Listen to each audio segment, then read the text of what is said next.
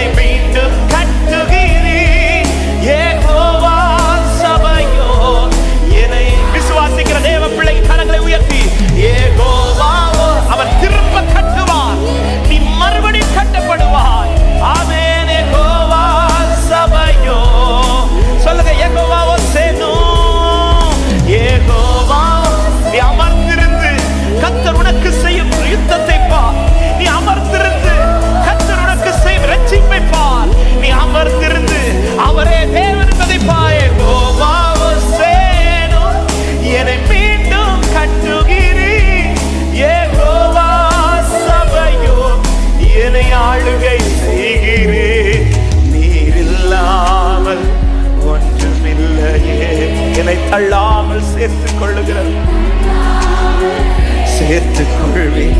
நீர் இல்லாமல் ஒன்றும் இல்லையே,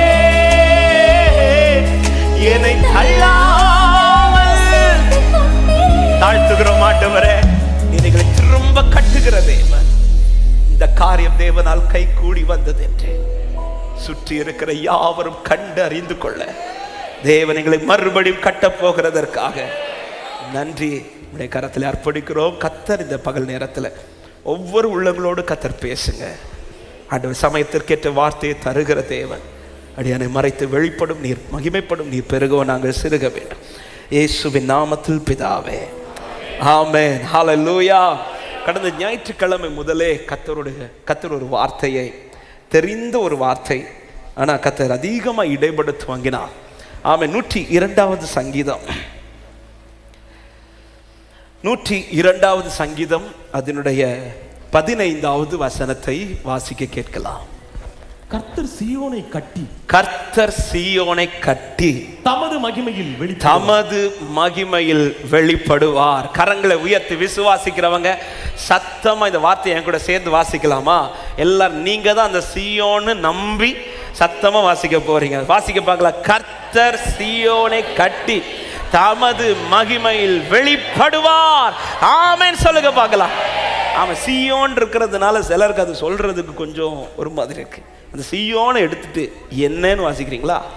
ஆமாம், இப்போ வலது கரத்தை உயர்த்தி சத்தமா, கர்த்தர் என்னை கட்டி தமது மகிமையில் வெளிப்படும். ஒன்ஸ் அகைன், கர்த்தர் என்னை கட்டி தமது மகிமையில் வெளிப்பட. நம்புறாங்க சத்தமா ஆமென் சொல்லுங்க பார்க்கலாம். அவர் விரும்பி தெரிந்தெடுத்த சீயோன். சீயோனை குறித்து சொல்லப்படுகிறது, அவர் விரும்பி தெரிந்தெடுத்த சீயோன் என்று. கர்த்தர் மகிமை உண்டாவது. 132வது சங்கீதம் அதனுடைய 13வது வசனத்தில் சொல்றார், கர்த்தர் சீயோனை தெரிந்து கொண்டு அது தமக்கு வாசஸ்தலமாகும்படி விரும்பினார் என்று. அவர் விரும்பி தெரிந்தெடுக்கப்பட்ட சீயோன். அவர் சீயோனுக்கு எப்படிதான் நன்மை செய்வார் என்றால், 51வது சங்கீதம் 18வது வசனத்தில் சொல்லப்படுகிறது, சீயோனுக்கு அவருடைய பிரியத்தின்படி நன்மை செய்வார். அவர் எருசலேமின் மதில்களை கட்டிக்கொண்டே இருப்பார். அப்ப சீயோனை கட்டுவதும், சீயோனுக்கு அவர் விரும்புகிற நன்மைகளை செய்வதும் தான் விரும்பி தெரிந்தெடுத்த சீயோனை குறித்து அவருடைய இயக்கமா இருக்கிறது. விரும்பி தெரிந்தெடுத்தவருடைய விருப்பம் சீயோன் இடிக்கப்பட்டிருப்பதல்ல, சீயோன் கட்டப்பட்டிருப்பது.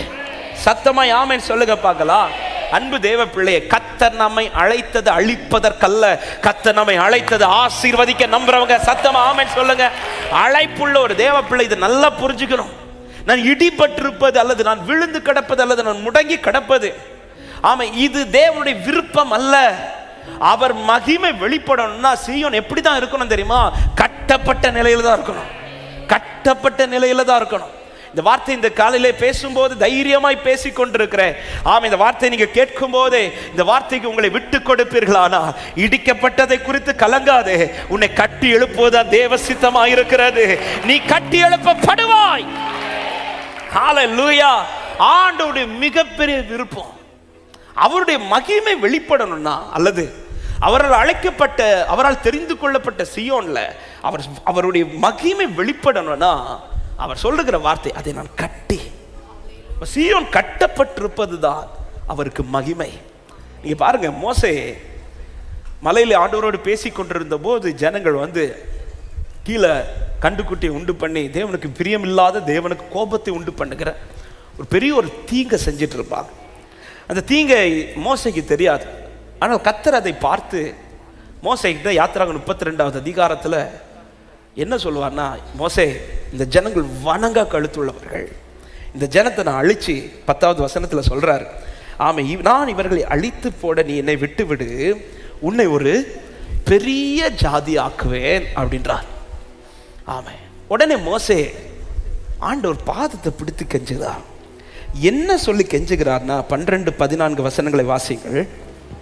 மலைகளில் அவர்களை கொன்று போடவும், பூமியின் மேல் இராதபடிக்கு அவர்களை நிர்மூலமாக்கவும், அவர்களுக்கு தீங்கு செய்யும் பொருட்டே அவர்களை புறப்பட பண்ணினார் என்று எகிப்தியர் சொல்வாங்க. ஆண்டவர், எகிப்தியர் நீங்க இப்ப இதை செஞ்சீங்கன்னா எகிப்தியர் என்ன சொல்லுவாங்க தெரியுமா? அவங்களை கொல்றதுக்கு தான் அவர் அழைச்சார். ஆண்டவர், இதனால உங்க நாம மகிமைப்படாத ஆண்டவரே, உம்முடைய நாமம் தூஷிக்கப்படுமே ஆண்டவரே. அதனால அவங்கள அழிச்சிடாதீங்க. உங்க நாமம் மகிமைப்படணும்னா இவங்க அழியக்கூடாது, இவங்க ஆசீர்வதிக்கப்படணும் ஆண்டவரே. இப்படி சொல்லி கெஞ்சி பிரார்த்தித்தானாம். பிரார்த்தித்ததும் 14வது வசனத்தில் சொல்லப்படுகிறது, கர்த்தர் தமது ஜனங்களுக்கு செய்ய நினைத்த தீங்கை செய்யாதபடிக்கு பரிதாபம். அவர் எதனால ஸ்டாப் பண்றாருன்னா, மோசே வச்ச பிரேயர் அப்படிப்பட்ட பிரேயர். வெறுமையை அழிக்காதீங்கன்னு சொல்லல, வெறுமை அழிக்காதீங்கன்னு சொல்லல. என்ன சொல்ற ஆண்டவர், நீங்க அழிச்சிட்டீங்கன்னா நீங்க இந்த ஜனத்தை தெரிந்தெடுத்தது நோக்கம் நிறைவேறாமலே போயிடும். அது மட்டும் இல்ல ஆண்டவரே, இந்த ஜனத்தை நீங்க இப்ப அழிச்சிட்டீங்கன்னா நீங்க அழைத்த அழைப்பினால அவங்க நாம மகிமைப்படாத ஆண்டவரே. எகிப்தியர் வந்து உங்களை தூஷிக்க தொடங்கிடுவான். அவங்க தெய்வத்துக்கு இவ்வளவுதான், அதனால அப்படி அழிச்சிடாதீங்கன்னு சொன்னதும் கர்த்தர் அந்த தீங்கு அங்க ஸ்டாப் பண்றார். ஒரு தேவ பிள்ளை நல்லா புரிஞ்சுக்கோங்க, அழைக்கப்பட்ட ஒவ்வொரு தேவ பிள்ளையும் இடிக்கப்பட்டிருப்பது தேவ சித்தம் அல்ல, கட்டி எழுப்பப்படுவதே தேவ சித்தமா இருக்கிறது.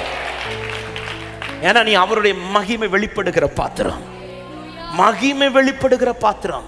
இந்த சீயோனை குறித்து தான் சங்கீதம் 69வது சங்கீதத்தின் 35வது வசனத்தில் சொல்லுகிறார். வாசிங்கள் 69வது சங்கீதம் 35வது வசனம். தேவர் சீயோனை ரட்சித்து யூதாவின் பட்டணங்களை கட்டுவார், அப்பொழுது அங்கே குடியிருந்து அதை சுதந்திரித்துக் கொள்வார். சீயோனை ரட்சித்து அவருடைய அடுத்த ப்ராசஸ் என்ன? அதை கட்டி எழுப்பணும்.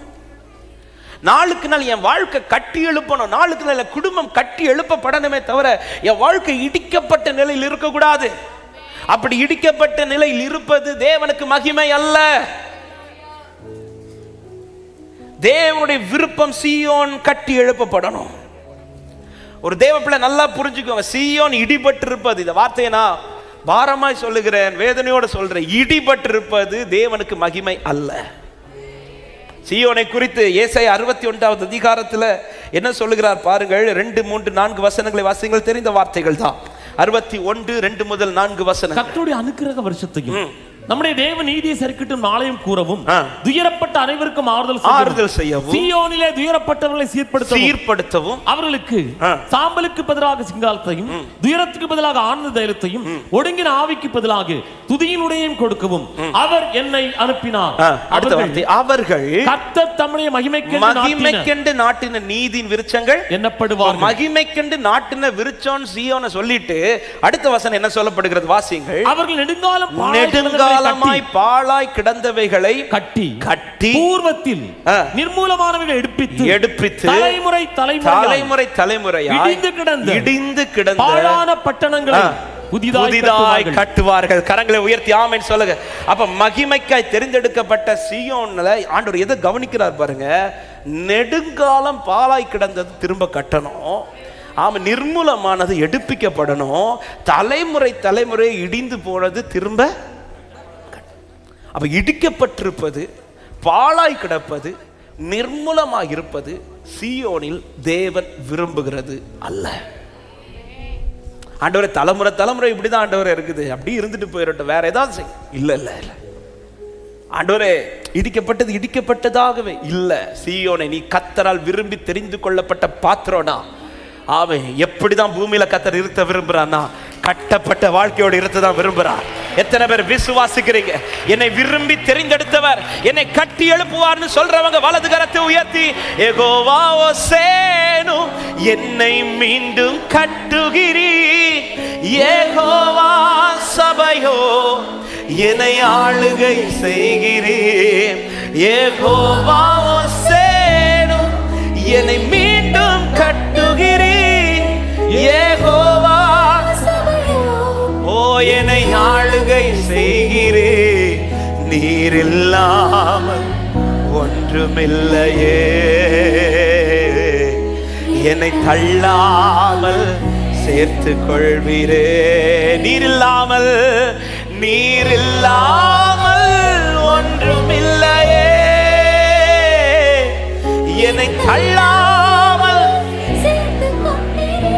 வாழ்க்கையில இடிக்கப்பட்ட அனுபவம் 2 விதங்கள் உண்டு. ஒன்று, ஆண்டவர் சிலரை இடிப்பார். இந்த வார்த்தையை சொல்லும் போது நடுக்கமா பேசுறேன். ஆண்டவர் உன்னை இடிச்சிட்டார்னா அது யாருக்கும் கட்ட. யோபு ஒரு வார்த்தையை 12வது அதிகாரம் அதனுடைய 14வது வசனத்துல சொல்றார், கவனிங்கள். யோபு 12:14. இதோ அவர் இடித்தால் கட்ட முடியாது. அவர் மனுஷனை அடைத்தால் விடுவிக்க முடியாது. அப்ப ஆண்டவர் ஒருத்தங்க லைஃபை இடிச்சிட்டார்னா என்ன பண்ண முடியாது? ஆண்டவர் சும்மா இடிப்பாரா? சும்மா இடிக்க மாட்டார்.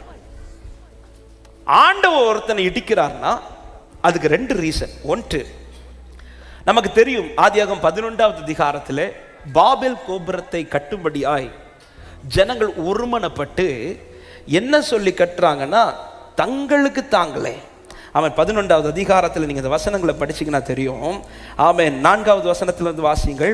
அவர்கள் நாம் பூமியின் மீதெங்கும் சிதறி போகாதபடி நமக்கு ஒரு நகரத்தையும் வானத்தை அளாவும் சிகரம் உள்ள ஒரு கோபுரத்தையும் கட்டி நமக்கு பேர் உண்டாக பண்ணுவோம். தங்களுக்கு பேர் உண்டாகும்படி செய்றாங்க பாருங்க. இது ஆண்டவர் இடிச்சு போடுவார். ஒரு தேவ பிள்ளையுடைய வாழ்க்கையில் ரொம்ப கவனமா இருக்க வேண்டியது, நமக்கு பேர் உண்டாகல்ல, அவருக்கு மகிமை உண்டாக. ஹல்லேலூயா. நமக்கு பேர் உண்டாக எதை நம்ம செய்யறோமோ, சீயோனை குறித்து நான் பேசுறேன், நான் மற்றவங்களை குறித்து பேசல. தேவனால் அழைக்கப்பட்ட ஒரு தேவ பிள்ளை இதில் ரொம்ப கவனம். இந்த வார்த்தையை காலில் எடுக்கும் போது நான் நடுக்கத்தோடு தான் எடுத்துக்கொண்டிருந்தேன். நமக்கு பேருண்டாக, நம்ம பேர் புகழ்ச்சிக்காக, நாம இஷ்டப்படி நாம யோசித்து நம்முடைய சிந்தையில என்ன தோணுதோ, நாம என்ன விரும்புகிறோம் அதை செய்கிறதை கர்த்தர் இடித்தால் அதை கட்டி எழுப்ப முடியாது. ஆனா இந்த வார்த்தை எடுக்கும் போது நான் இன்னொன்னு ஜெபிக்க தொடங்கினது, ஆண்டவர் அப்படி எழும்புறதெல்லாம் இடிச்சிருக்கேன், அப்படி ஒண்ணு என் லைஃப்ல வேணாம். எனக்கு பேர் புகழ்ச்சிக்கலப்பா, உங்க நாம மகிமைக்காக. எங்களுக்கல்ல கர்த்தாவே, எங்களுக்கல்ல, உம்முடைய நாமத்திற்கு மகிமை வர பண்ணுங்க. ஒரு தேவ பிள்ளையுடைய ஜெபம் எல்லா காரியத்திலும் இப்படிதான் இருக்கணும். அப்படி என் பேர் புகழ்ச்சிக்காக நான் ஒரு காரியத்தை செய்யறேன், நான் ஊழியம் செய்கிறதா இருந்தாலும் சரி, என் பெயர் புகழ்ச்சிக்காக செய்வேனே, ஆனால் கர்த்தர் என் ஊழியத்தை இடிச்சு போடுவார். இந்த வார்த்தை நடுக்கத்தோடு பேசுகிறது, சத்தத்தை யார் கேட்டுக்கொண்டிருந்தாலும் சரி, பெயர் புகழ்ச்சிக்காக ஊழியம் செய்த ஊழியத்தை இடித்து போடுவார். பெயர் புகழ்ச்சிக்காக எதை செய்தாலும் கர்த்தர் அதை இடித்து போடுவார். கர்த்தருடைய நாம மகிமைக்காக, கர்த்தருடைய நாம புகழ்ச்சிக்காக, கர்த்தருடைய நாம மேன்மை அடைவதற்காக. ஆமே, அதை யாருக்கும் கட்ட முடியாது. அந்த பிளான் அதோட முடிஞ்சிச்சு பாருங்க. அவர் திறக்கிற வாசலை அடைக்க முடியாதது போல, அவர் அடைச்ச வாசலை திறக்க முடியாதது போல, அவர் இடிச்சதை யாருக்கும் ஆமே திரும்ப கட்ட முடியாது. ரெண்டாவது யார் வாழ்க்கையில கர்த்தர் இடிக்கிறார்னா, சங்கீதம் 28வது சங்கீதம் அதனுடைய 5வது வசனத்தை வாசிங்கள். அவர்கள் கர்த்தருடைய செய்கைகளையும் அவர் கரத்தின் கிரியைகளையும் கவனியாதபடியால், ஒரு மொழிபெயர்ப்பில் உணராதபடியால் அவர்கள் இடித்து போடுவார். அவர்களை கட்ட மாட்டார். அவர்கள் என்ன பண்ண மாட்டார். இன்னொரு குரூப்பை இடிக்கிறார். இந்த குரூப்னா, அவர் எவ்வளோ நன்மை செய்த பிறகும், அவர் எவ்வளோ பேசின பிறகும் அதை உணராம நிர்விசாரமா இருக்காங்க பாருங்க, அலட்சியம் பண்றாங்க பாருங்க. இவங்க வாழ்க்கையில கர்த்தர் கட்ட மாட்டாரா, என்ன செய்வாராம், இடிப்பாராம். ஹல்லேலூயா. நினிவேயை உடனே ஆண்டவர் அழிக்கல, ஆனால் அவர் உணர்த்தினதும் அவங்க உணர்வு அடைஞ்சாங்க பாத்தீங்களா. உணர்ந்ததும் கர்த்தர் இடிக்கணும்ன்ற பிளானையும் மாத்துறார். அதே ஆண்டவர் சோதோமுக்கும் உணர்த்துறார். தூதர்கள் அனுப்பும் போது லோத்தின் வீட்டுக்குள்ள போனாங்கல்ல, அப்போதாவது அங்க இருக்கிற ஜனங்கள் கொஞ்சம் உணர்வு அடைஞ்சு, லோத்தே, நீ தான் பெற்றுக்கொண்ட அந்த மீட்பை எங்களுக்கும் பெற்றுக்கொள்றதுக்கு ஏதாவது வாய்ப்பு இருக்குதா கேட்டு சொல்லுன்னு பார்த்தா, அவர்கள் அதன் நடுவிலும் அங்கே பலவந்தம் தான் பண்றாங்களே தவிர யாரும் உணர்வடையல. அவன் லோத்தின் மனைவியை குறித்து கடந்த நாட்களில் நாம் கேட்டோமே, திரும்பி பார்க்கிற அந்த நிலை, உணர்வடையாத ஒரு நிலை. இந்த உணர்வு இல்லாம தேவன் செய்த செயல்களை, தேவன் பேசுகிற வார்த்தைகளை அலட்சியம் பண்றவங்க வாழ்க்கையில கர்த்தர் பல காரியத்தை இடித்து போடுவார். அப்படி இடிக்கிறார்னா அதை திரும்ப கட்ட முடியாது. பைபிள் தெளிவு, அவர் இடிப்பாரே தவிர கட்ட மாட்டார். தேவ பிள்ளைகளே, தேவ சமூகத்திலே நாம் கேட்கிற வார்த்தைகள் நான் எப்படி கேட்கிறேன், ஆண்டவர் செய்கிற நன்மை நான் எப்படி பார்க்கிறேன், இவ்வளவு நாள் கர்த்தர் என்னை நடத்தி வந்ததை நான் எப்படி எடுத்துக்கிறேன், அலட்சியம் பண்றேனா அல்லது அதை நான் வந்து பாக்கியமாய் பார்க்கிறேனா? கர்த்தர் என்கிட்ட பேச வார்த்தைகளை நான் அலட்சியம் பண்றேனா அல்லது பாக்கியமாய் பார்க்கிறேனா? கர்த்தர் தருகிற கிருபையை நான் அலட்சியம் பண்றேனா அதை பாக்கியமாய் பார்க்கிறேனா?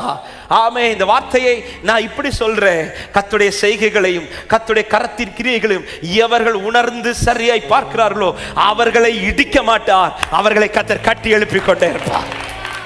ஹல்லேலூயா. உணர்வடையுங்கள். உணர்வில்லாத இருதயத்தை கர்த்தர் செய்கிற கிரியைகள்லாம் வந்து அப்படி விட்டுருவார். அவங்க இஷ்டத்துக்கு விட்டுருவார். அதுக்கப்புறம் சத்துரு புகுந்து விளையாடுவான். அவன் என்ன செய்யணுமோ செய்வான். அவர் கையை வச்சிட மாட்டார். இந்த குயவனை குறித்து சொல்லும் போது அவன் அந்த குயவன் கையில் அந்த களிமண் வந்து கெட்டு போனது உண்மை. ஆனா கெட்டு போன மண்ணை திரும்ப தன் பார்வைக்கு சரியாய் வணைந்தான் என்று தான் சொல்லப்பட்டிருக்கிறது தவிர திரும்ப அது கெட்டு போச்சுன்னு ஒரு முறை கெட்டப்பா, ஓகே, எத்தனை முறை கெடுவ? நீ பல முறை கெடுறன்னா உனக்கு என்ன இல்லை? உணர்வு இல்லாத விட்டுருவாரு. ஏன் அந்த மண் அவர் திரும்ப கீழே போடலன்னா அது அடுத்த உருவாக்குறதுல சரியாயிடுச்சு. உணர்வடைஞ்சு இனி நான் கெட்டக்கூடாதுன்னு அவர் என்ன பார்வை வச்சாரோ அந்த பார்வையில் அந்த பாத்திரம் வணையப்பட்டுச்சு பாருங்க. அந்த பாத்திரத்தை தான் கர்த்தர் கட்டி எழுப்பினார். அந்த பாத்திரத்தை வச்சிட்டு தான் இஸ்ரவேல் ஜனங்களை பார்த்து எரேமியாவை கொண்டு சொல்றா, எப்படி இந்த மண் இந்த குயவன் கையில் இருக்கிறதோ அப்படியே என் இஸ்ரவேல் வீட்டார் நீங்கள் என் கரத்தில் இருக்கிறீர்கள். அப்ப தேவனுடைய கிரியைகளையும் தேவனுடைய செய்கைகளையும் நான் உணராம ருசிக்காம அதை அனுபவிக்காம அதை அலட்சியம் பண்றேனாலே கர்த்தருடைய வாழ்க்கையில் அநேக காரியத்தை இடித்து போடுவார் என்று நான் பேசல, கர்த்தருடைய வார்த்தை பேசி கொண்டிருக்கிறது. அப்ப தேவன் இடிக்கிறது ரெண்டு காரியம். ஏன் பேர் புகழ்ச்சிக்கு, அவர் மகிமை வெளிப்படாம என் பேருக்காக, என் குடும்பத்துக்காக, எனக்காக ஒரு காரியத்தை செய்கிறேன் என்றால் கர்த்தர் இடிப்பார். ரெண்டு, அவருடைய செய்கைகளை அவருடைய கிரியைகளை உணராமல் போக போக என் வாழ்க்கையில இடிக்கப்படும். ரெண்டாவது ஒருத்தன் இடிக்கிறான், அதுதான் சத்துரு இடிக்கிறது ரெண்டு விதத்தில் இடிப்பான். ஒன்று, ஆமென், தேவன் அனுமதித்து இடிக்க வைப்பார். ரெண்டு, அவனாக எதிர்த்து வந்து இடிப்பான். தேவன் அனுமதித்து இடிக்க வைக்கிறார்னா அது சேஃப். அதை குறித்து நீங்க கவலையே படாதீங்க. நீங்க கட்டணும்னு கூட இல்லை, கர்த்தர் மகிமையை கட்டுவார். தேவன் சில சத்துருக்களை உங்க லைஃப்ல எழும்ப விட்டு அல்லது தேவன் சில காரியத்தை உங்க லைஃப்ல பர்பஸா எழுப்ப விட்டு சிலதை சத்துருவை கொண்டு இடிக்கிறார்னா அடுத்து கட்ட போடுறது இதுவரை நீங்க கண்டதல்ல, அதிலும் மேன்மையானதோட கர்த்தர் காண்பிக்க போகிறார்.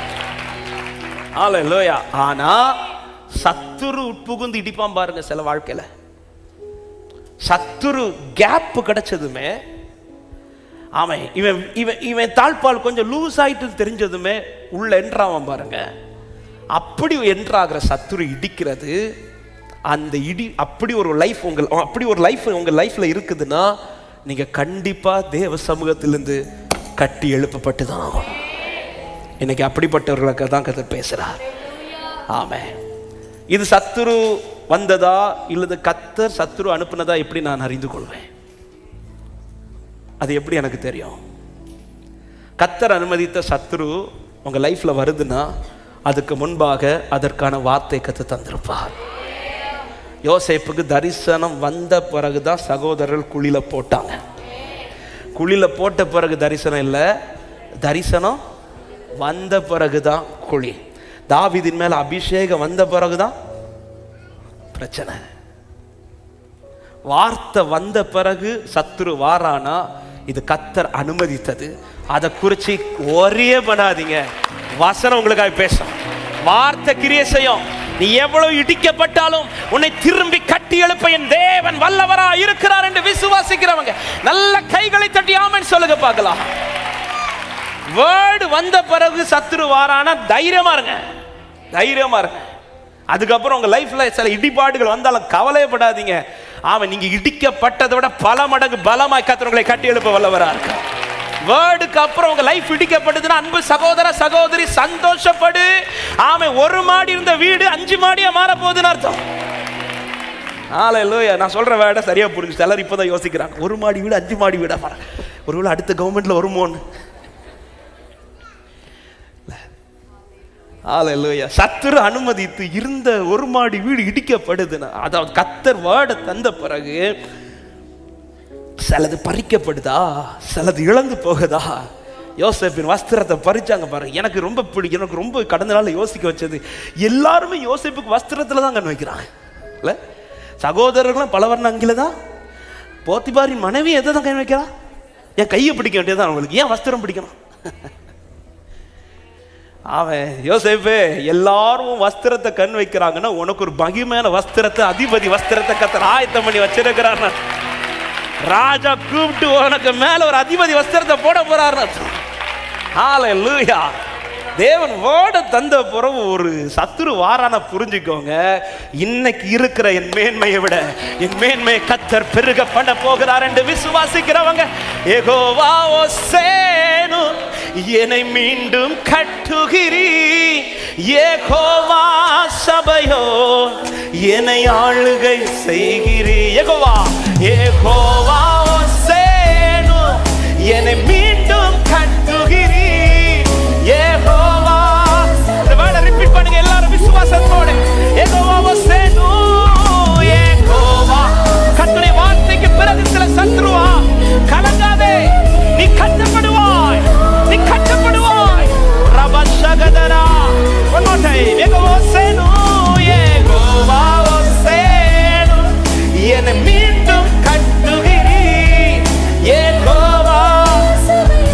ஆமென். நீரில்லாமல்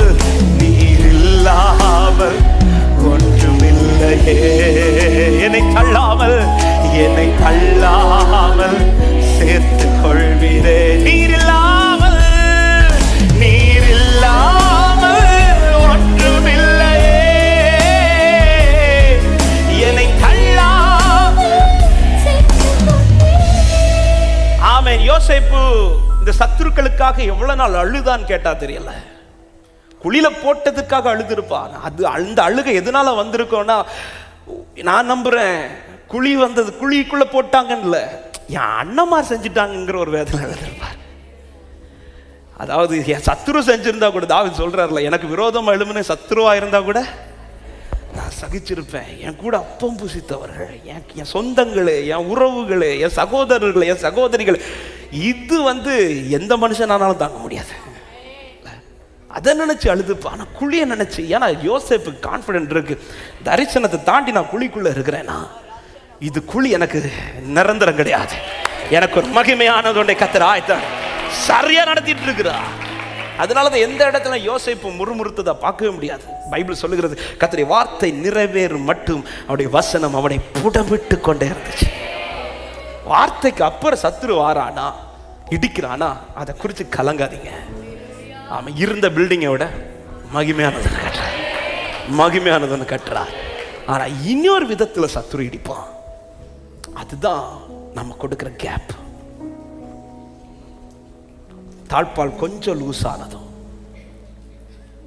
கொஞ்சம் விரிசல் வந்ததும், ஜெப வாழ்க்கை கொஞ்சம் குறைஞ்சதும், அக்கிரமங்கள் கொஞ்சம் வாழ்க்கையில மிகுதியானதும், சத்துரு கேப்பை எதிர்பார்த்து நிற்பான் பாருங்க.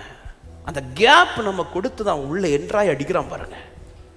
இப்படி என் லைஃப் இடிக்கப்பட்டிருக்கிறது என்றால், அப்படிப்பட்ட தேவ பிள்ளையே நல்ல கவனிங்க, விட்டுறாதீங்க. கட்ட முடியாதுன்னு இல்லை அப்படின்னா இன்னைக்கு கர்த்தர் பேசியிருக்க மாட்டார். அப்படிப்பட்டவர்களை கட்டி எழுப்புறார். என் ஆண்டவர் கரத்தினால் காரியம் கைகூடி வரும் என்று விசுவாசிக்கிறார். இந்த நெகேமியாவுக்கு அலங்கத்தை கட்டணும் இந்த வைராக்கி எதனால வந்துச்சுன்னா, இந்த அலங்கம் இடிக்கப்பட்டது வார்த்தைக்கு பிறகு நடந்தது அல்ல, சத்துரு உட்புகுந்து நடத்தினது. ஆமா, இந்த அலங்கத்தை குறித்து ஒரு வார்த்தை இருக்குமானால் இந்த அலங்கம் இடிக்கப்படும், ஆனா நெகேமியாவை நீ கட்டுவ, இப்படியெல்லாம் ஒரு வார்த்தை இல்லை. ஒரு வார்த்தை, எப்பா இந்த அலங்கம் இந்த நாட்கள்ல இடிக்கப்படும், இப்படி நிறைய வார்த்தைகள் ஆண்டவர் சீயோனை குறித்து பேசியிருக்கிறார், எருசலேமை குறித்து பேசுகிறார், ஜனங்களை குறித்து பேசியிருக்கிறார். அப்படி நிறைய வாக்குத்தத்தங்கள் இருக்கு. பிடிக்கப்படுவீர்கள் ஆனால் விடுதலையாக்கப்படுவீர்கள், சிறைப்பட்டு போவீர்கள் ஆனால் தீவிரமாய் விடுதலை, இப்படியெல்லாம் நிறைய இருக்குது. ஆனால் இந்த எருசலேம் அலங்கம் இடிக்கப்பட்டதை குறித்து முன்னாகவே வார்த்தையை கொடுத்து சத்துரு இடிப்பான். ஆனா நெகேமியாவின் ஒருத்தர் எழும்பி இப்படி எதுவுமே கிடையாது. நெகேமியா காதுல இப்ப என்ன செய்தி வருதுன்னா, சத்துரு புகுந்து அலங்கத்தை இடித்து போட்டான்ங்கிற செய்தி கேட்டதும் நெகேமியா இருதயம் துடிக்குது. என்ன துடிக்குதுன்னா, இது இடிக்கப்பட்டதை நான் விட்டுறக்கூடாது, இது எப்படியாவது கட்டி எழுப்பப்பட்டுதான் ஆகணும். அப்படிப்பட்ட நிலையிலே வாழ்ந்து கொண்டிருக்கிற அன்பு உள்ளமே, முதல்ல ஒரு வைராக்கியத்தோட இந்த செய்தி கேளுங்க. நான் விட்டு கொடுக்க மாட்டேன், திரும்ப கட்டி எழுப்புறது வரையிலும் நான் விட்டு கொடுக்க மாட்டேன். எத்தனை பேர் ஆமென் சொல்றீங்க? விட்டுறாதீங்க. நீ எழுந்திரு நெகேமியாவே, இது உனக்கான நேரம். நீ சாதாரணமான மனுஷன் தான், அவன் உன்னை யாரை ஏத்துக்க மாட்டாங்க. ஆனா இந்த குடும்பத்துல நீ எழும்பிதான் ஆகணும், இந்த வாழ்க்கையில நீ எழும்பிதான் ஆகணும், இந்த சிச்சுவேஷன்ல நீ எழும்பிதான் ஆகணும். இந்த சத்தத்தை கேட்டு இந்த வார்த்தைக்கு ஒப்பு கொடுக்கிற நெகேமியாவே, எழுந்திரு. glory. இந்த நெகேமியா எழுந்தாம் பாருங்க, அதுதான் இந்த மாத வாக்கு தத்துவம். நெகேமியா 6:15-16. அப்படியே அலங்கமானது 52 நாளைக்குள்ளே கட்டப்பட்டு எலுல் மாதம் 25ஆம் தேதியிலே முடிந்தது. 16வது வசனம் வாசிங்கள். எங்கள் பகைஞர் எல்லாரும் அதை கேட்டபோது எங்கள் சுற்றுப்புறத்தாராகிய புறஜாதியான அனைவரும் கண்டபோது மிகவும் முனையற்று போய் இந்த கிரியை எங்கள் தேவனால் கைகூடி வந்ததென்று எத்தனை பேர் விசுவாசிக்கிறீங்க? இது என் சாட்சியாய் மாறும் என்று விசுவாசிக்கிறவங்க, இது என் சாட்சியா? சீயோன் இடிக்கப்பட்டது சாட்சி அல்ல, சீயோன் கட்டப்பட்டதுதான் சாட்சி. சீயோனை கட்டி கர்த்தர் தமது மகிமையில் வெளிப்படுவார். சீயோனே, உன் லைஃப்ல கர்த்தருடைய மகிமை தான் வெளிப்படணுமே தவிர சத்துருவின் பெயர் புகழ் வந்துடக்கூடாது. இடிக்கப்பட்ட சீயோன் என்று அல்ல, கட்டி எழுப்பப்பட்ட சீயோன். இப்படி சொன்னாதான் கர்த்தருக்கு மகிமை. அது கர்த்தருக்கு மகிமை. ஹல்லேலூயா. அன்பு தேவ பிள்ளை, திரும்ப சொல்றேன், கர்த்தர் இடித்ததானால் நம்மளால் கட்டி எழுப்ப முடியாது. அதே நேரத்தில் கர்த்தர் சில சத்துருக்களை அனுப்பி வார்த்தை தந்த பிறகு, தரிசனம் தந்த பிறகு சில சத்துருக்கள் எழும்பி இடிக்கிறார்கள் என்று அதை குறித்து நீ ஒரே பண்ணாதீங்க, அதை கர்த்தரே கட்டி எழுப்புவார். ஹல்லேலூயா. ஆமென். தீயை கொளுத்தினவன் தான் அதுல வரக்கூடிய சேதாரத்துக்கு முழு பொறுப்பு. ஆமென். சிலதெல்லாம் கர்த்தர் உங்களுக்கு கொளுத்தி இருக்கிறார், அதுல ஒரு பாதிப்பு வருதுன்னா அது கர்த்தர் பார்த்துப்பார், அது கர்த்தர் செய்வார். நீ இழந்ததுக்கு இரட்டிப்பான நன்மதை கர்த்தர் உனக்கு தருவார். நீ வெட்கப்பட்ட சகல தேசத்தில் கர்த்தர், அது கர்த்தர் பார்த்துப்பார். ஆனா நான் இப்ப பேசிக்கொண்டிருப்பது, கேப்பை பார்த்து சத்துரு அடிச்சிருக்கிறானா உங்க குடும்பத்தை? கேப்பை பார்த்து சத்துரு உங்க வாழ்க்கையை இடிச்சிருக்கிறானா? கேப் பார்த்து உங்க பிள்ளைங்க வாழ்க்கையை சத்துரு இடிச்சிருக்கிறானா? அப்படிப்பட்ட உள்ளத்தோடு கேட்கிற உள்ளமே, ஏன்னா வார்த்தைக்கு வந்த பிறகு இல்ல பாஸ்டர், ஆமா நல்லா தான் என் குடும்பம் போயிட்டு இருந்துச்சு, நல்லா தான் என் வாழ்க்கை போயிட்டு இருந்துச்சு, எங்கேயோ ஒரு கேப்ல, ஏதோ ஒரு கேப்ல சத்துரு புகுந்துட்டான். விட்டுறாதீங்க. இன்னைக்கு திரும்ப கட்ட போறோம். எவ்வளவு பெரிய அலங்கமானாலும், எவ்வளவு பெரிய மதில்களானாலும், எவ்வளவு பெரிய கூடாரமானாலும் கட்டி எழுப்பப்படுவதாக. ஆண்டவருக்கு மகிமை உண்டாகணும். நான் ஆராதிக்கிறேன் ஆண்டவருக்கு மகிமைக்காக. ஆண்டவரை என் பேர் புகழ்ச்சிக்கலப்பா, உங்க மகிமைக்காக என் குடும்பத்தை கட்டுங்க ஆண்டவரே. எத்தனை பேர் ஜெபிக்க துவங்குறீங்க? அப்படியே உங்க வலது கரத்தை உயர்த்தி, ஆண்டவரே உங்க மகிமைக்காக சீயோனை கட்டுவது, சீயோனுக்கு மகிமை இல்லை, அது உமக்கு மகிமையப்பா. சீயோனை கட்டுவது அது உமக்கு மகிமையப்பா. ஜெபிக்கிற உள்ளமை இப்பொழுது ஜெபிக்க துவங்கு. ஆவியானவரை பலப்படுத்துவார், ஆவியானவர்களை அபிஷேகிப்பார், ஆவியானவர்களை பலப்படுத்துவார். கட்டி எழுப்பப்படுவீர்கள். கர்த்தர் விட்டு கொடுக்கல, கர்த்தர் உன்னை விடல. இது முடியாது என்று அல்ல, இது முடியும் தெய்வத்தால. எங்களுக்கல்ல, உங்க மகிமைக்காக. சீயோனே, ஏன் உன்னை கட்டணும்? ஏன் கட்டணும்? கட்டினாதான் உங்க மகிமை வெளிப்படும். ஹல்லேலூயா. இந்த ஜனம் அழியுமானா உங்க மகிமை கட்டுருமே ஆண்டவரே. மோசே கேட்டதுமே அழிக்கணும்ன்ற எண்ணத்தை மாத்தி அந்த ஜனத்தை நடத்த முடியும்னா, ஹல்லேலூயா. நான் இடிக்கப்பட்டிருந்தா அது என் அப்பாக்கு அவமானம், நான் கட்டப்படுவதா என் அப்பாக்கு மகிமைன்னு சொல்றவன். யெகோவா ஓசேன், என்னை மீண்டும் கட்டுகிறீர். யெகோவா சபையோ, என்னை ஆளுகை செய்கிறீர். யெகோவா ஓசேன், என்னை மீண்டும் கட்டுகிறீர். யெகோவா சபையோ, என்னை ஆளுகை செய்கிறீர்.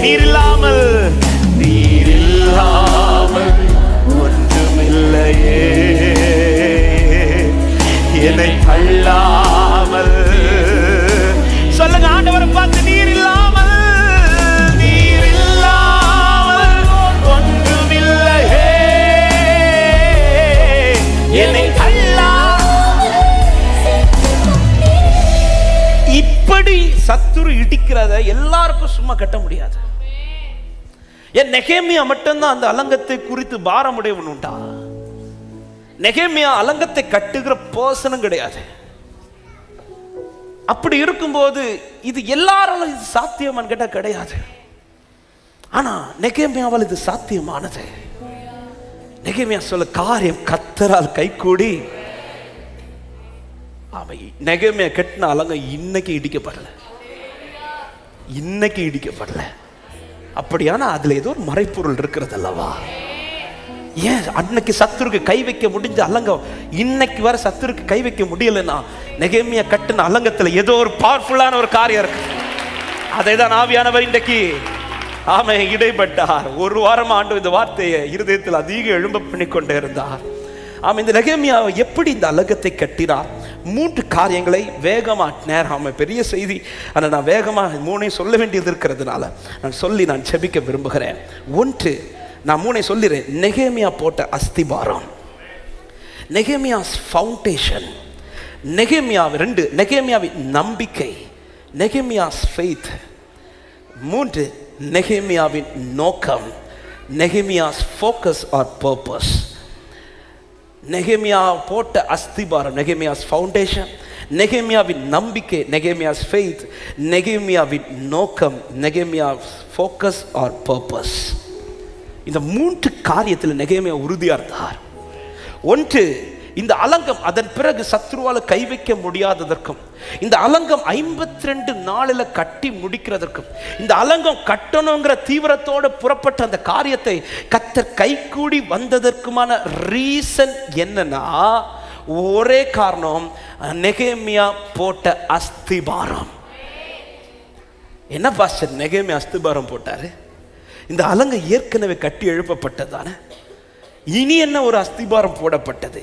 நெகேமியா போட்ட அஸ்திபாரம் கல்லால் அல்ல, நெகேமியா போட்ட அஸ்திபாரம் ஜெபத்தால். ஹல்லேலூயா. 1வது அதிகாரம் அதனுடைய 3வது வசனம் 4வது வசனத்தை வாசிங்க. அதற்கு அவர்கள், சிறையிருப்பில் மீந்திருக்கிறவர்கள் அந்த தேசத்திலே மகா தீங்கையும் நிந்தையையும் அனுபவிக்கிறார்கள்.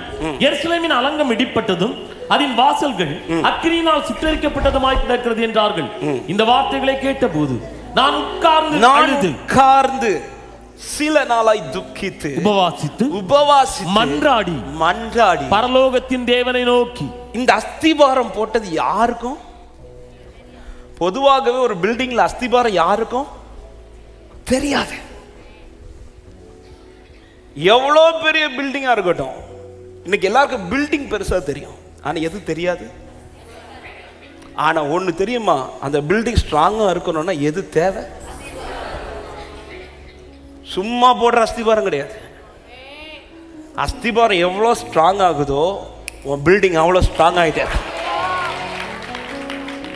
இத்தனை சத்துருக்கள் நெகேமியாவுக்கு விரோதமாக எழும்பின பிறகு, எத்தனை விரோதமான காரியங்கள் நெகேமியாவுக்கு விரோதமாக எழும்பின பிறகும் 52 நாளில் இந்த அலங்கம் கட்டி முடிக்கப்படுதுனா, இதற்காய் நெகேமியா போட்ட அஸ்திபாரம் கல்லல்ல, ஜபத்தினால் போட்ட அஸ்திபாரம். இந்த வார்த்தை சொல்லும் போது ஒரு தெய்வ பிள்ளைக்கு தைரியமாய் சொல்லுகிறேன், ஹல்லேலூயா. உன் ஜெப அஸ்திபாரம் எவ்வளவு ஸ்ட்ராங் ஆகுதோ உன் கூடாரம் மகிமையாய் கட்டி எழுப்பப்பட்டு கொண்டே இருக்கும். விசுவாசிக்கிற தேவ பிள்ளைகள் நல்ல கைகளை தட்டி glory. இன்னைக்கு அநேகருடைய அஸ்திபாரம் வீக்கா இருக்குதுங்க. ஏன் சத்துரு ஈஸியா கோட்டையை வந்து தகர்க்கலாம்? ஏன் கூடாரத்தை ஈஸியா தகர்க்க முடிகிறது? இன்னைக்கு அநேகருடைய அஸ்திபாரம் இன்னும் மணல் மேல் இருக்கிறது போல. ஜெப வாழ்க்கை இன்னும் சரியா இல்ல.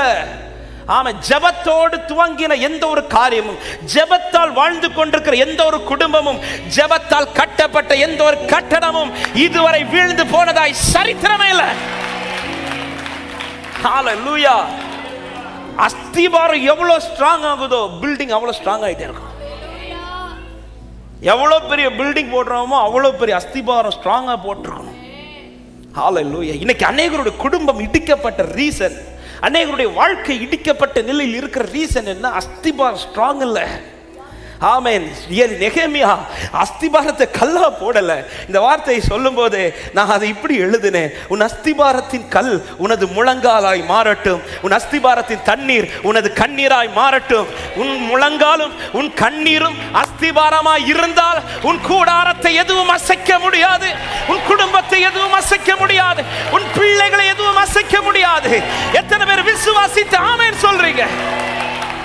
ஹalleluya. இன்னைக்கு அநேகருடைய குடும்பத்தில் இந்த ஜெப அஸ்திபாரம் இல்லை. அன்பு தேவ பிள்ளையே, இடிக்கப்பட்டுடுச்சு, ஓகே, ஆமே, திரும்ப உங்க முழங்கால்களை உறுதிப்படுத்துங்க, உங்க ஜெபத்தை உறுதிப்படுத்துங்க. நீங்கள் வடிக்கிற கண்ணீரும் நீங்கள் போடுகிற முழங்காலும் தான் இனி இந்த அலங்கத்தை திரும்ப கட்டி எழுப்புறதுக்கு அஸ்திபாரமாய் மாறும். ஆமென் சொல்லுங்க பார்க்கலாம். ஹalleluya. எலியாவுக்கு ஜெபம் அஸ்திபாரமா இருந்ததால் பாகால் தீர்க்கதரிசிகளுக்கு அவரை அசைக்க முடியவில்லை. தானியேலுக்கு ஜெபம் அஸ்திபாரமா இருந்ததால் சிங்கங்களுக்கும் எதிராளிகளுக்கும் அவரை அசைக்க முடியவில்லை. மொர்தெகாய்க்கும் எஸ்தருக்கும் ஜெபம் அஸ்திபாரமா இருந்ததால் ஆமானுக்கு அவர்களை அசைக்க முடியவில்லை. பவுலுக்கும் சீலாவுக்கும் ஜெபம் அஸ்திபாரமா இருந்ததால் சிறைச்சாலின் அஸ்திபாரங்கள் அவர்களை அசைக்க முடியவில்லை. இயேசுவுக்கு ஜெபம் அஸ்திபாரமா இருந்ததால் சிலுவையோ மரணமோ அவரை அசைக்க முடியவில்லை. யார் வாழ்க்கையில ஜெபம் தைரியமான அந்த ஸ்ட்ராங்கான அஸ்திபாரமா இருக்குதோ, இயேசு நீ பார்க்க வீக்கா தெரியலாம், ஆனா உங்க ஜெபத்தினுடைய பலன் உங்க குடும்பத்துல கர்த்தர் காண பண்ணுவார், உங்க தலைமுறைக்கு காண பண்ணுவார். அன்பு சகோதரா, அன்பு சகோதரி, ஜெபத்தை விட்டுறாத, ஜெபிக்க அதிகப்படுத்துங்க. ஹalleluya, ஹalleluya. ஆமே, அதிகமா உங்களை ஜெபிக்க வைக்கிறார்னா புரிஞ்சுக்கோங்க, உங்க அஸ்திபாரத்தை ஸ்ட்ராங் பண்றாருன்னு அர்த்தம். அதிக கண்ணீர் விட வைக்கிறார்னா ஆமே, அஸ்திபாரத்தை ஸ்ட்ராங் பண்றார்னு அர்த்தம். இடிக்கப்பட்டதை கலங்காத, நீ ஜெபிச்சிட்டாரு, உன்னை அறியாமலே கர்த்தர் கட்டி எழுப்புகிறது உங்கள் கண்கள் பார்க்க வைப்பா. அதே நேரத்தில் ஒரு காரியத்தை இந்த நேரத்தில் எச்சரிப்பா பேசுற, ஜெபம் தளருதுன்னா எல்லாமே வீக்காயிரும். சத்துரு அதனாலதான் எங்க கை வைப்பானா? ஜெபத்துல கை வைப்பான். ஒரு காரிய சோறு வந்த உடனே எதுல கை வைப்பான்? ஜெபத்துல கை வைக்கிறான். ஆமா, ஆனா ஒரு தேவ பிள்ளை புரிஞ்சுக்கணும், இந்த ஜெப அஸ்திபாரம் அசைஞ்சிச்சுன்னா மொத்த பில்டிங் அசைஞ்சிடும். அஸ்திபாரம் அசைஞ்சிச்சுனாலே முடிஞ்சுங்க.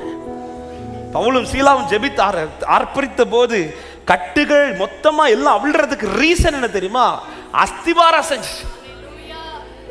அஸ்திபாரம் அசைஞ்சிட்டுனா மேல இருக்கிற எவ்வளவு பெரிய பில்டிங் ஆனாலும் அசைச்சிடும். ஆனா அஸ்திபாரம் ஸ்ட்ராங் ஆயிட்டுனா எப்பேற்பட்ட காற்றடித்தாலும் உங்களால தைரியமா நிற்க முடியும். இன்னைக்கு உங்க ஜெப அஸ்திபாரம் எப்படி இருக்கிறது? ஹalleluya. நெகேமியாவால எப்படி இதை கட்ட முடிந்தது? எப்படி இது எல்லாருக்கும் நெகேமியா கட்டுறது தான் தெரியுது, நெகேமியா போட்ட அஸ்திபாரம் தெரியல. நெகேமியா போட்ட அஸ்திபாரம் தெரியல. நெகேமியா இவ்வளோ காரியத்தை தைரியமா ஃபேஸ் பண்றதுக்கு ரீசன் என்ன? ஆமே, நெகேமியா என்ன தைரியத்துல நெகேமியாவே நீ கால் எடுத்து வைக்கிற இந்த காரியத்துல நான் அஸ்திபாரம் போட்டுட்டேன். ஜெப அஸ்திபாரத்தை போட்டிருக்கிறதுனால இந்த காரியத்தை கர்த்தர் எனக்கு ஜெயமாய் மாறிக்கொண்டிருப்பார். ஹalleluya. 102வது சங்கீதம் 15வது வசனத்தை இன்னைக்கு வாசித்தோம். கர்த்தர் சீயோனை கட்டி தமது மகிமையில் வெளிப்படுவார் சொல்லிட்டு அடுத்த வார்த்தை என்ன சொல்லுகிறது? வாசியுங்கள். திக்கற்றவருடைய ஜெபத்தை அலட்சியம் பண்ணாமல் அவர்கள் விண்ணப்பத்தை அங்கீகரிப்பார். சீயோன் கட்டி அவர் மகிமைப்படணும்னா நீ ஜெபத்தை அதிகப்படுத்துங்க. ஹalleluya. இடிக்கப்பட்டதும் ஜெபத்தை ஸ்டாப் பண்ணிடாதீங்க. ஆமா, நீங்க ஜெபம் ஸ்டாப் பண்றத இடிக்கிறதுக்கு ரீசனே. எனக்கு சில உள்ளத்தோடு கர்த்தருடைய ஆவியானவர் இந்த வார்த்தையை பேசுறார். உங்க ஜெப வாழ்க்கை எங்க சுருங்கிச்சோ அங்கதான் நிறைய விஷயங்கள் மாறிச்சு. ஹalleluya. உங்க ஜெப வாழ்க்கை சுருங்க சுருங்க சுருங்க நிறைய விஷயங்கள் மாறிட்டு இருக்குது. ஒரு காலத்தில் நீங்கள் ஜெபித்த ஜெபம் உங்க கூடாரத்தில் எத்தனை புயல் அடிச்ச பிறகும் அசையாம நிக்க வச்ச அந்த கூடாரம் இன்னைக்கு ஒரு சின்ன காத்துல விழுந்துட்டே, இன்னைக்கு ஒரு சின்ன காற்றுல விழுந்துட்டு அவங்க ஜெபிக்கல இவங்க ஜெபிக்கல இது கம்ப்ளைண்ட் பண்ணாதீங்க. நான் ஜெபிக்கல, என் ஜெப அஸ்திபாரம் ஸ்ட்ராங்கா இருந்துச்சுன்னா என் அஸ்திபாரத்தின் மேல கட்டுகிற என் குடும்பம் ஸ்ட்ராங்கா தான் நிக்குவா. என் ஆண்டவர் எல்லாரும் ஜெபிச்சாங்களான்னு கேட்டா, நெகேமியா கூட அலங்கத்தை கட்ட வந்து எல்லாரும் இந்த அஸ்திபாரத்தை போட்டாங்களான்னு கேட்டா இல்லைங்க. ஆனா நெகேமியா போட்ட அஸ்திபாரம். அன்பு சகோதர, அன்பு சகோதரி, உங்க குடும்பத்தில் எல்லாரும் ஜெபிக்கிறவங்களான்னு கேட்டா தெரியல. ஆனா உங்களுக்குள்ள அந்த பாரத்தை கத்தர் அதிகமா வச்சு, உங்களை அதிகமா கத்தர் ஜெபிக்க வச்சு, அந்த ஜெப அனுபவம் இன்னைக்கு குறைஞ்சதுனால தான். உண்மையில யோசித்து பாருங்க. சில உள்ளத்துக்கு இந்த வார்த்தை டைரக்டா வந்து பேசுறதை நான் ஆவியில ஃபீல் பண்றேன். நீ கொஞ்சம் சிந்திச்சு பாருங்கள். எங்க மிஸ்டேக் வந்துச்சு, எங்க இது இந்த சத்துரு உள்ள புகுந்தான், எங்க இதுவரை என் குடும்பத்தில் இப்படி ஒரு பிரச்சனை வரலையே, எவ்வளவு நல்லா தானே போயிட்டு இருந்துச்சு. ஆமென். திருமணமான அன்னையில இருந்து எனக்கு பிள்ளைங்க பிறந்து வளர்றது வர பிரச்சனை இல்லையே. ஆனா இன்னைக்கு ஏதோ ஒரு கேப்ல, எங்க கேப் வந்துச்சு? கொஞ்சம் வசதி வந்ததும், கொஞ்சம் நன்மை வந்ததும் ஜெபிக்கிறத ஸ்டாப் பண்ணிட்டீங்களே, கொஞ்சம் நன்மை வந்ததும் ஆண்டவரை தேடுறதை விட்டுட்டீங்களே. அப்பா சமூகத்தில் ஒண்ணு இல்லாத போது இருந்த நேரத்திற்கும் இப்ப எல்லாம் வந்த பிறகு இருக்கிற நேரம் எவ்வளவு நேரம்? அன்னைக்கு எந்த ராத்திரி கத்தர் எழுப்பி விட்டாலும் ஜெபிப்போம். அன்னைக்கு எந்த காலத்துல கத்தர் எழுப்பி விட்டாலும் ஜெபிப்போம். எந்த பகல்ல கத்தர் வந்து பேசினாலும் ஜெபிப்போம். ஜெபிக்கிறதுக்காகவே இருந்த அநேகர் இன்னைக்கு ஜெபத்தையே மறந்து வாழ்ந்து கொண்டிருக்கிற அன்பு உள்ளமே, கத்தர் திரும்ப உன்னை புதுப்பிக்க விரும்புகிறார். நீ இழந்து போகல, கத்தர் உன்னை திரும்ப பலப்படுத்த விரும்புகிறார். இப்பொழுது நீங்கள் கூப்பிட்டு கேட்பீர்களானால் அந்த அபிஷேகம் திரும்ப உங்க தலை மேல வரும், அந்த ஜெபாவி திரும்ப உங்க தலை மேல வரும். இதோ நீ கேட்கிற இந்த நேரத்திலே இயேசுவின் நாமத்திலே மன்றாடி ஜெபிக்கிற, குடும்பத்திற்காய் கதறுகிற அந்த ஜெபாவின் அனுபவம் இப்பொழுது மறுபடியும் உங்கள் மேல. ரகாபா ஷாகாதல ரிபன ஹந்தல ரிகரபலா. எத்தனை பேர் விசுவாசித்து என் மேல ஊட்டிங்கப்பா அந்த ஜெபாவிய? திரும்ப தாங்கப்பா, திரும்ப அந்த அஸ்திவாரம் பலப்படட்டும், திரும்ப அந்த அஸ்திவாரம் பலப்படட்டும். கேளு சகோதரி, கேளு சகோதரா, ஆன்லைன்ல இணைந்திருக்கிற உள்ளமே கேளு. இப்பொழுது கர்த்தர் ஊட்டுவாராக அபிஷேகத்தை.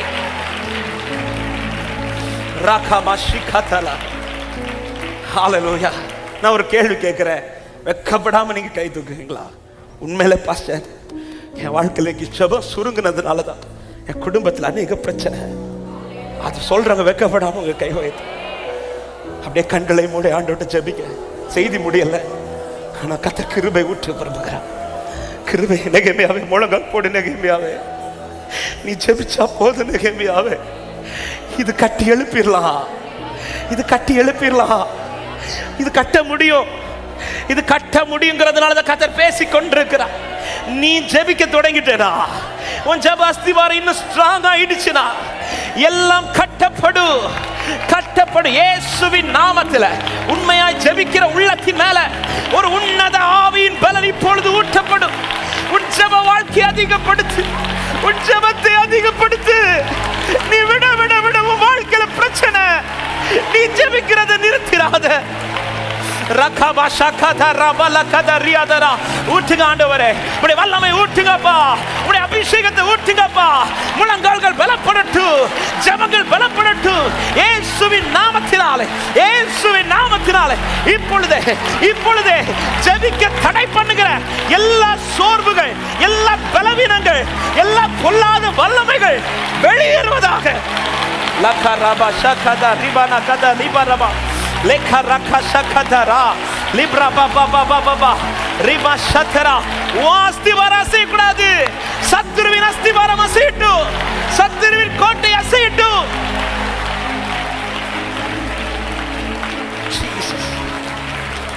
அஸ்திபாரத்தை பலப்படுத்துங்க. ஒரே ஒரு அஸ்திபாரம் தான், ஜெபம் என்கிற அஸ்திபாரம். நெகேமியா ஜெயிக்க காரணமே அவன் ஜெபத்தால் அஸ்திபாரம் போட்டான், ஜெபத்தால் அஸ்திபாரம் போட்டான். ஹalleluya, ஹalleluya. இந்த அஸ்திபாரம் யார் கண்ணுக்கு தெரியாது. இந்த அஸ்திபாரம் எப்படி எவ்வளவு போட்டிருக்காங்கிறது எது வச்சு தெரியும் தெரியுமா?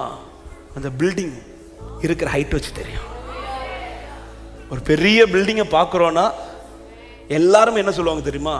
இதுக்கு ஸ்ட்ராங்கா அஸ்திபாரம். உங்க ஜெப அஸ்திபாரம் நல்லா ஸ்ட்ராங் ஆகுறத உங்க குடும்பம் வளர்றதுல தெரியும். உங்க குடும்பம் வளரும் போதே சுத்தி இருக்கிறவங்களுக்கு தெரியும் இவங்க ஜெப அஸ்திபாரம் ஸ்ட்ராங்கா இருக்கு. ஹalleluya, ஹalleluya. அதே நேரத்தில் இந்த ஜெபத்தை சொல்லும்போது ரெண்டு காரியத்தை சொல்றேன். ஆமென். இந்த அஸ்திபாரம் போடும்போது ஒன்றை கவனித்துக் கொள்ளுங்கள். அஸ்திபாரம் வெளியே தெரியாதது போல நம்முடைய ஜெபமும் 4 பேருக்கு தெரிய வேண்டும் என்ற அவசியம். நீங்க பல மணி நேரம் வீட்டுக்குள்ள இருந்து ஜெபிச்சுட்டு அந்த ஜெபத்தை 4 பேர்ட்ட பெருசா பேசுறீங்கன்னு வச்சுக்கோங்களேன், அந்த அஸ்திபாரம் வீக் ஆகிரும். நெகேமியா தனியா இருந்து ஜெபிச்சதை யார்ட்டையாவது சொன்னாரா? இல்ல. அந்த ரங்கத்தில் பார்க்கிற உங்கள் பிதா அவர் தான் வெளியரங்கமா பதில் செய்யணுமே தவிர நீங்க வெளியில சொல்லிட்டு இருக்காதீங்க. இன்னைக்கு நிறைய பேருடைய ஜெப ஸ்டாப்பா ரீசன் இதான். ஆவேசத்தில் சொல்லிடுறது, நான் பல மணி நேரம் இருந்து ஜெபிச்சேன், அதுக்கு பார்த்தா 1 மணி நேரம் கூட உட்கார முடியாது. பர்சனலாக ஆண்டவரோடு டைம் ஸ்பெண்ட் பண்ணுறது டைம், நீங்கள் ஜெபிக்கிற ஜெபம், வடிக்கிற கண்ணீர், இது உங்கள் அறைக்குள்ளோட முடியணுமே தவிர அது இன்னொரு பர்சனுக்கு அது அஸ்திபாரம், அது கண்ணுக்கு தெரியாது. அப்போ எப்படி நான் ஜெபிச்சேங்கிறது வளரும்போது தெரியும், பில்டிங் கட்டி எழுப்பப்படும் போது தெரியும், உங்க குடும்பத்தை கர்த்தர் சாட்சியை நிறுத்தும் போது தெரியும். அது நீங்க சொல்ல தேவையில்லை, சுற்றி இருக்கிற பார்த்து சொல்லும், தேவனால் காரியம் கைகூடி வந்தது என்று. அநேகருடைய ஜெபம் வேல்யூ இல்லாம போறதுக்கு ரீசன் இதுதான். முத்துக்களை எங்க போடக்கூடாது? இந்த ஜெபம், அந்த அஸ்திபாரம், இந்த முத்தை வந்து நீங்க ஜெபிச்சுட்டு அவ்வளவு கஷ்டப்பட்டு ஆண்டவர் சமூகத்துல பல மணி நேரம் கண்ணீர் வடித்து ஜெபித்துட்டு அதை வந்து 4 பேர்ட்ட பெருமை தயவு செஞ்சு பேசாதீங்க. அப்படி ஜெபிக்க வைக்கிறத கிருபைதான், நம்முடைய பலத்தினால ஜெபிச்சது அல்ல. ஆண்டவர் பாரப்படுத்தி ஜெபிக்க வச்சிருக்கிறார். ஆண்டவர் பாரப்படுத்தி குடும்பத்தை குறித்து. இந்த ஜெப அனுபவம் வந்து எல்லாருக்கும் ஈஸியா வராதுங்க. ஆமா, வார்த்தை ஜெபத்தை குறிச்செல்லாம் கேட்டுட்டு எத்தனை முறை ட்ரை பண்ணியிருக்கிறோம், நம்ம எங்க ஜெபிச்சிருக்கிறோம். அப்ப நான் இன்னைக்கு சில நேரம் கொஞ்ச நேரம் ஆண்டு சமூகத்திலிருந்து சில காரியத்துக்காய் பாரப்பட்டு, என் குடும்பத்துக்காய் பாரப்பட்டு, என் குடும்பத்துல யாரும் செய்யாததை கர்த்தர் என்ன செய்ய வைக்கிறார்னா, இது பரலோகம் உன் மேல போட்டிருக்கிற புதிய அபிஷேகம். அது அந்த அபிஷேகத்தை யூஸ்லெஸ் ஆக்கிறாதீங்க, அந்த அபிஷேகத்தை அவித்து போடாதீர்கள். ஹல்லேலூயா. அன்பு தேவ பிள்ளை, அதே நேரத்தில் ஆமா, உங்க கூட 4 பேர் வந்து ஜெபிக்கணும்னு அவசியம் இல்லை. நெகேமியாவே, நீ தனி அறையில இருந்து ஜெபிச்சுக்கோ. நீ உன் கூடாரத்தில் நீங்க மட்டும்தான் ரொம்ப ஜெபிக்கிறவர்களா, நீங்க தனியா இருந்து ஜெபிங்க. அந்த ஜெபம் கூடாரத்தில் அநேக காரியத்தை கட்டி எழுப்பும் என்பதுல சந்தேகமே இல்லை. அதை நீங்க கண்ணார பாப்பீங்க. உங்க புருஷனை கர்த்தர் கட்டி எழுப்புவார், உங்க மனைவியை கர்த்தர் கட்டி எழுப்புவார், உங்க பிள்ளைகளை கர்த்தர் கட்டி எழுப்புவார், உங்கள் பெற்றோரை கர்த்தர் கட்டி எழுப்புவார், உன் கூடாரத்தை கர்த்தர் கட்டி எழுப்புவார். ஜெபத்தை மட்டும் விட்டுறாதீங்க. நெகேமியா ஜெபிச்சுட்டு 4 பேர், நான் தெரியுமா எப்படி ராஜா கண்களுக்கு ஒன்னும் சொல்லல, ஆனா ஒன்னு சொல்ற, கர்த்தருடைய கரம் என் மேல நன்மையா இருந்தது. எதனால நன்மை வந்துச்சு? நெகேமியா போட்ட அஸ்திபாரம் ஸ்ட்ராங்கா இருந்ததுனால நெகேமியா மேல கர்த்தருடைய கரம் நன்மையா இருந்துச்சு. 2வது, நெகேமியா ஜெபத்துல நீங்க கவனிச்சீங்கன்னா, மற்றவர்களை குற்றம் சாட்டுகிறவனா இல்லாமல் தன்னையே சேர்த்து ஆண்டவர் சமூகத்தில் அர்ப்பணிப்பார். நீங்க நெகேமியா 1வது அதிகாரத்துல 6-7 வசனங்களை படிச்சீங்கன்னா தெரியும், வாசிக்கலாம். உமது அடியாராகிய இஸ்ரவேல் புத்திரருக்காக இந்த இரவும் பகலும் உமக்கு முன்பாக மன்றாடி, இஸ்ரவேல் புத்திரராகி நாங்கள் உமக்கு விரோதமாக செய்த பாவங்களை அறிக்கையிடுகிற அடியனுடைய ஜெபத்தை கேட்கிறதற்கு உம்முடைய செவி கவனித்தும் உம்முடைய கண்கள் திறந்தும் இருப்பதாக நானும் என் தகப்பன் வீட்டாரும் பாவம் செய்தோம். உண்மையில இங்க என்ன நெகேமியா பாவம் செஞ்சார்? அங்க இருந்த ஜனங்களுடைய அக்கிரமங்கள் நிமித்தம் சத்துரு உட்புகுந்து எல்லங்கத்தை இடிச்சிட்டான். ஆனா நெகேமியா தேவ சமூகத்தில் இருந்து அழும்போது, அலங்கம் இடிக்கப்பட்டதை குறித்து சொல்லும் போது, ஆண்டவரை அவங்க தப்பு பண்ணதுனால தான் ஆண்டவரை இப்படி, அவங்க இப்படி இருந்ததுனால தான் ஆண்டவரை இப்படி, அப்படி ஜெபிக்காம நானும் ஃபர்ஸ்ட் தன்னை முன்ன நிறுத்திட்டேன், அடுத்து கூட இருக்கிற எல்லாரையும் நிறுத்துறா, நான் அங்க தப்பு பண்ண ஆண்டவரே. இடிக்கப்பட்ட நிலையில் இந்த சத்தத்தை கேட்கிற அன்பு உள்ளமே, நீங்க ஜெபிக்கும் போது ரொம்ப கவனமா ஜெபிக்கணும். உங்க கூட இருக்கிறவங்களை பிளேம் பண்ணி ஜெபிக்காதீங்க. எங்களை கட்டுங்க ஆண்டவரே ஜெபிங்க. எது நீதி, யார் பக்கம் நீதி, இது நான் சொல்ல தேவையில்லை, இது அவருக்கு தெரியும். ஹல்லேலூயா. நியாயம் தீர்ப்பதும் நீதி செய்வதும் ஏன் வேலை கிடையாது. நான் அழுவேன், என் அப்பா என்னை கட்டி எழுப்பிட்டே இருப்பா. நான் ஜெபிப்பேன், எங்க அப்பா என்னை கட்டி எழுப்பிட்டு இருப்பா. இந்த இடத்துல நான் நீதிமான் ஆண்டவரே அவங்கெல்லாம், அதனால என்ன நீங்க அப்படி ஜெபிக்கல. நெகேமியா ஃபர்ஸ்ட் தன்னை தான் நிறுத்துறார். ஆண்டவரே இடிபடுறதுக்கு ரீசன் நான் தான் ஆண்டவரே. இன்னைக்கு அநேக குடும்ப பிரச்சனை வந்ததும் உடனே பிளேம் பண்றது என் புருஷனால, அவர் சரியில்லை, இல்லை என் பிள்ளை சரியில்லை, தயவு செஞ்சு இல்லை இல்லை ஏங்க உங்க குடும்பங்க, அது உங்க வாழ்க்கைங்க. அது நீங்க அடுத்த ஆள பிளேம் பண்றதை விட்டுட்டு தேவ சமூகத்துல இருந்து சொல்லுங்க, ஆண்டவர் எங்களை கட்டுங்க ஆண்டவரேன்னு ஜெபிங்க. எங்களை கட்டுங்க ஆண்டவரே, என் நான் பண்ண தப்புன்னு சொல்லி ஜெபிங்க ஃபர்ஸ்ட். ஆண்டவர் நானும் என் குடும்பமும் செய்த தவறுதனால சத்துரு இன்னைக்கு கத்தர் கட்டி எழுப்பின குடும்பத்துக்குள்ள சத்துரு உட்புகுதல் இல்லாமல் போவதாக இயேசுவின் நாமத்தினால். தேவன் கட்டி எழுப்புற குடும்பம், அந்த இடத்துல என் புருஷன் சரியில்லை, அவரை சந்திங்க, என் பிள்ளைங்க சரி, என் மனைவி சரியில்லை, யாரையும் பிளேம் பண்றாதீங்க. தேவ சமூகத்துல இருந்து ஜெபிக்கிறீங்களா, உங்களையும் உங்க குடும்பத்தை சேர்த்து வச்சு ஜெபிங்க. அப்படி நீங்க ஜெபிப்பீங்கன்னா அந்த ஜெபத்திற்கு இமிடியேட்டான பதில் வரும். 52 நாளைக்குள்ள கட்டி அலங்கத்தை எழுப்ப முடியும்னா 5 நாளில உங்க குடும்பத்தை கத்தர் கட்டி எழுப்ப வல்லவரா இருக்கிறா. இன்னைக்கு ஒரு ஜெப ஃபார்மட் மாறட்டும் சபையே. 5 நாளில உங்க குடும்பத்தை கத்தர் திரும்ப சீர்படுத்த வல்லவரா இருக்கிறா. ஹalleluya, ஆமென். இன்னைக்கு இந்த ஜெபத்தை மாத்தி பாருங்க. அவங்க சரியில்லை, இவங்க சரி இல்லை, இல்லை நானும் என் குடும்பமும், நான் சரியில்லை ஆண்டவரே, நான் சரியில்லை ஆண்டவரே, அப்புறம் என் குடும்பமும் எங்களுக்குள்ள இருக்கிற தப்பிதங்களை மன்னியும் என்று முழங்கார் படிட்டு ஜெபிச்சு புறப்பட்டான் பாருங்க. வேதம் சொல்லுகிறது, ஆமென், 11வது வசனத்துல அவன் என்ன சொல்லி, உமது அடியானுக்கு காரியத்தை கைகூடி வர பண்ணி, உமது அடியானுக்கு காரியத்தை இப்படி சொல்லி புறப்பட்டான் பாருங்க. அதே சாட்சிதான் பிற்பாடு வருகிறது, தேவனால் காரியம் கைகூடி வந்தது என்று. ஆமென். ஜெபிக்கும் போது இந்த ஜெபம் ரொம்ப ரொம்ப முக்கியம். நீங்க பரிசுத்தவான்களுடைய ஜெபத்துல எல்லாம் பார்த்தீங்கன்னா அவங்க யாரையும் பிளேம் பண்ணி தங்களையும் சேர்த்து, தானியேலுடைய ஜெபத்தை பார்த்தீங்கன்னா தெரியும், ஜனங்கள் செஞ்ச பாவத்துக்கு முன்னாடி சொல்ல, நாங்கள் பாவம் செஞ்சோம், நாங்கள் பாவிகள். ஹalleluya, ஆமென். தாங்கள் பாவிகள் இப்படிதான் நிற்பாங்க, இப்படிதான் நிற்கணும். அப்படி நிற்கிற கூடாரத்தை கர்த்தர் இடிக்கப்பட்ட விடவே மாட்டார். சத்தமா ஆமென் சொல்லுங்க பார்க்கலாம். ஹalleluya. ஒரு தேவ பிள்ளை கட்டப்படுவது அல்லது ஆமென் வளர்ச்சி ஜெபத்தில் இருந்ததானால் அது மிகவும் பலமாகும், அது அசையாது. ஜெப அஸ்திபாரத்தை ஸ்ட்ராங் ஆக்குங்க. 2வது ஒரு காரியத்தை சொல்றேன், நேரம் இல்லாததுனால நான் இதை சுருக்கிறேன். 2வது ஒரு காரியம், நெகேமியாவின் நம்பிக்கை. நெகேமியாஸ் ஃபெய்த். என்ன நெகேமியாவின் நம்பிக்கை? நெகேமியா 1:11 வாசிக்கலாம். ஆண்டவரே, உமது அடியாரின் ஜெபத்தையும் உமது நாமத்துக்கு பயப்பட வேண்டும் என்று விரும்புகிற உமது அடியாரின் ஜெபத்தையும் உமது செவிகள் கவனித்திருப்பதாக. இன்றைக்கு உமது அடியானுக்கு காரியத்தை கைகூடி வர பண்ணி இந்த மனுஷனுக்கு முன்பாக எனக்கு இரக்கம் கிடைக்க பண்ணியறலும் என்று பிரார்த்தித்தேன். உண்மையிலே நெகேமியா என்ன ஜெபிச்சிருக்கலாம் தெரியுமா?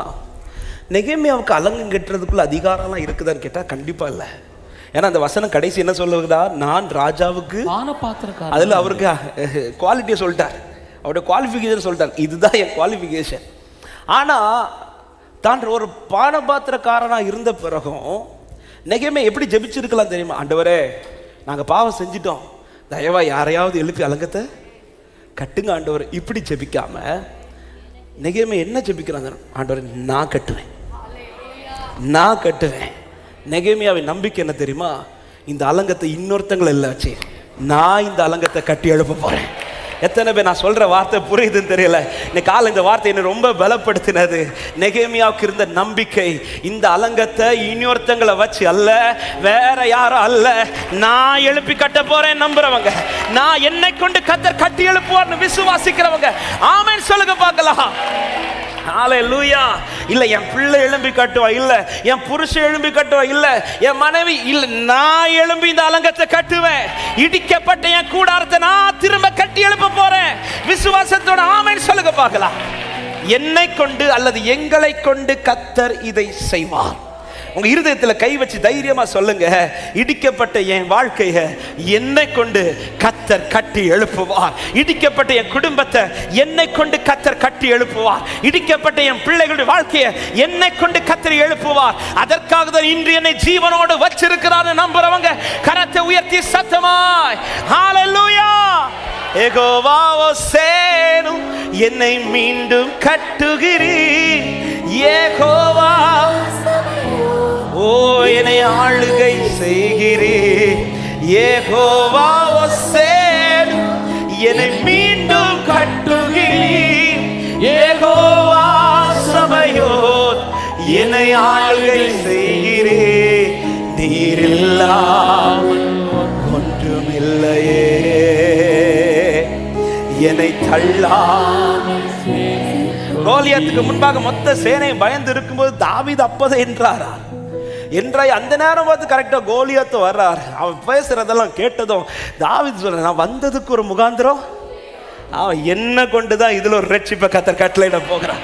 என்ன ஒரு நம்பிக்கை பாருங்க. நான் சாதாரணமான இந்த நாடு மேய்க்கிறவன் தான், யுத்தத்தில் பழக்கம் இல்லாதவன் தான். ஆனா தாவீதுக்கு ஒரு நம்பிக்கை வந்துட்டு, இந்த சேனையால அல்ல, என்னை கொண்டு இதுல ஒரு ஜெயத்தை கர்த்தர் கட்டளையிட போகிறார். எத்தனை பேர் இந்த பகல் நேரத்தில் விசுவாசிக்கிறீங்க? பல காரியத்தை கர்த்தர் என்னை கொண்டு செய்து முடிக்க போகிறார் என்று நிச்சயம் உள்ள தேவ பிள்ளைகள் விசுவாசத்தோடு ஆமென். தேவ பிள்ளையே, இன்னைக்கு உங்களை கர்த்தர் தீபமா எரிய வச்சிட்டு இருக்கிறாரா? சில சூழ்நிலையில் இன்னைக்கு ஜெபிக்க வச்சிட்டு இருக்கிறாரா? ஆமென். உங்களை கொண்டுதான் கர்த்தர் செய்து முடிக்க வைக்க போகிறார். ஆமென். கிதியோன் நினைச்சாரா கிதியோன் மீதியானரை முடிப்பார்னு? ஆனா ஒரு நாள் ஆண்டவர் வந்து கர்வாலி மரத்துக்கு கீழ இருந்து சந்திச்சு கிதியோன்ட்ட சொல்றார், கிதியோனை ஒன்ன வச்சு நான் முடிப்பேன், ஒன்றை வச்சு முடிப்பேன். ஆமாம். இப்படிப்பட்ட இடிக்கப்பட்ட சிச்சுவேஷன்ல உங்க குடும்பம் முழுவதும் இங்கே இருக்குதான்னு கேட்டால் எனக்கு தெரியல. ஆனால் கிதியோனை போல உங்களை கர்த்தர் உட்கார வச்சு கர்த்தர் பேசிட்டு இருக்கிறார்னா, உங்களை கொண்டு மீதியானரை முறியடித்து உன் குடும்பத்தை கர்த்தர் திரும்ப கட்டுவார்னு விசுவாசிக்கிறவங்க நல்ல கைகளை தட்டி ஹல்லேலூயா.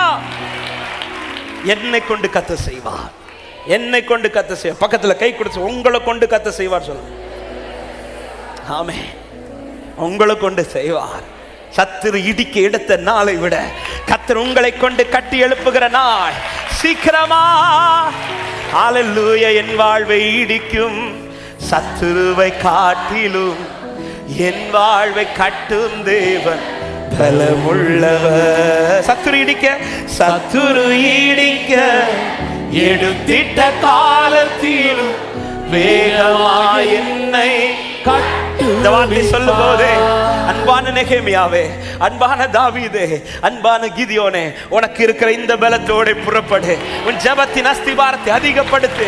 உன் ஒருவனை கொண்டு மீதியானியரை கர்த்தர் முறியடித்து உன் இளங்கத்தை கர்த்தர் திரும்ப கட்டி எழுப்புவார். ஹல்லேலூயா. வலது கரத்தை உயர்த்தி சொல், இடிக்கப்பட்டது கட்டப்படும். சத்தமாக, இடிக்கப்பட்டது கட்டப்படும். எவரும் இனி இடிக்காதபடிக்கு கட்டப்படும். ஆமென். ஹல்லேலூயா. நெகேமியாவுக்கு இருந்த நம்பிக்கை, என்ன கொண்டு கர்த்தர் செய்வார். யாரையாவது கொண்டு செய்யுங்க, இல்லை என்னை கொண்டு. ஆண்டவரே, ஆண்டவரே, என் கண் இடிக்கப்பட்டதை பார்த்துச்சு, இனி என் பிள்ளை எழும்பி இல்லை, என் சொந்தத்தில் ஒருத்தங்க வந்து இல்லை, யாரோ ஒருத்தங்க இல்லை, நான் கட்டி எழுப்பு. ஆண்டவரே, என் வாழ்க்கையை நான் கட்டி எழுப்பு. கர்த்தர் என்னை கொண்டு செய்வாராக. ஆமென் சொல்லுங்க பார்க்கலாம்.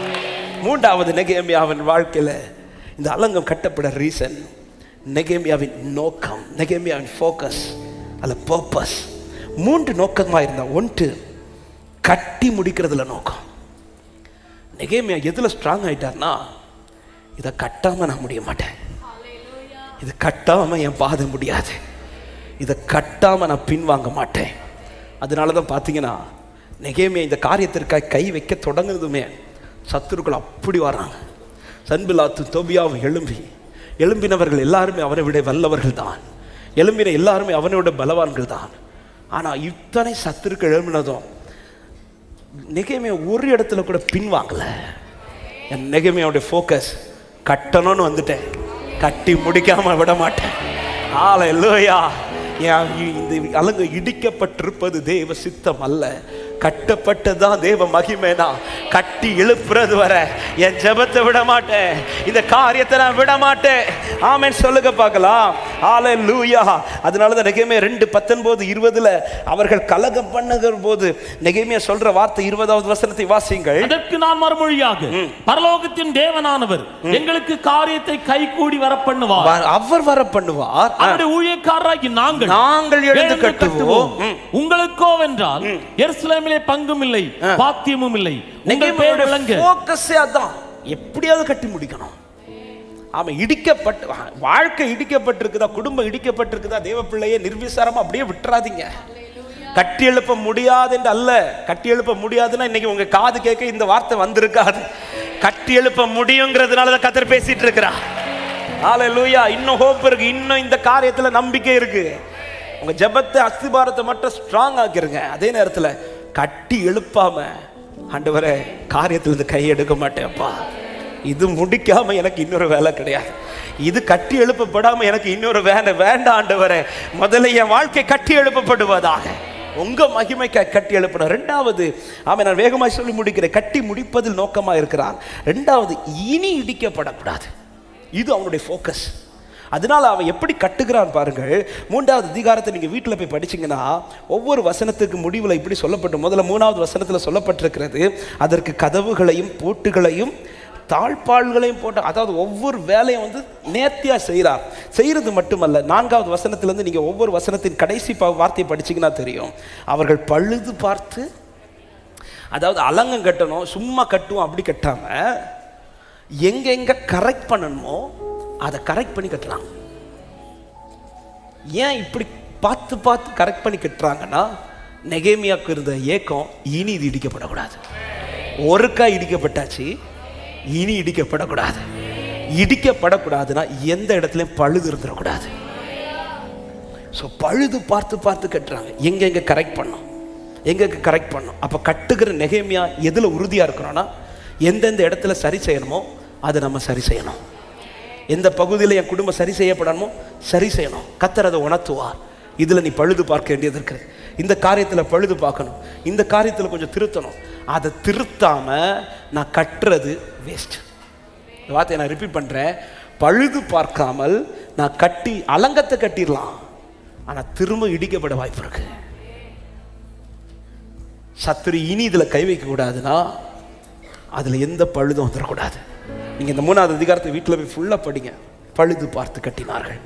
ஒவ்வொருத்தரும் தங்களுக்கு கொடுக்கப்பட்ட டியூட்டியில் எதை ஃபர்ஸ்ட் கரெக்ட் பண்ணிட்டு செய்கிறாங்க.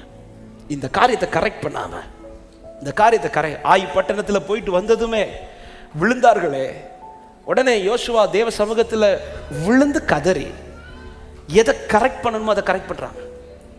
ஆகான் செய்த ஒரு தவறுதுனால அவங்களுக்கு எரிகோவை ஜெயிக்க முடிந்த ஜனத்துக்கு ஆய்பட்டணத்தை ஜெயிக்க முடியல.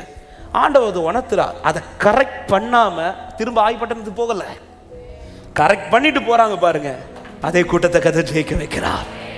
ஒரு முறை விழுந்தது போதும், ஒரு முறை இடிக்கப்பட்டது போதும், இனி கட்டப்படும் போது சபையே நீ இடிக்கப்படாதபடிக்கு கட்டப்படுவாயாக.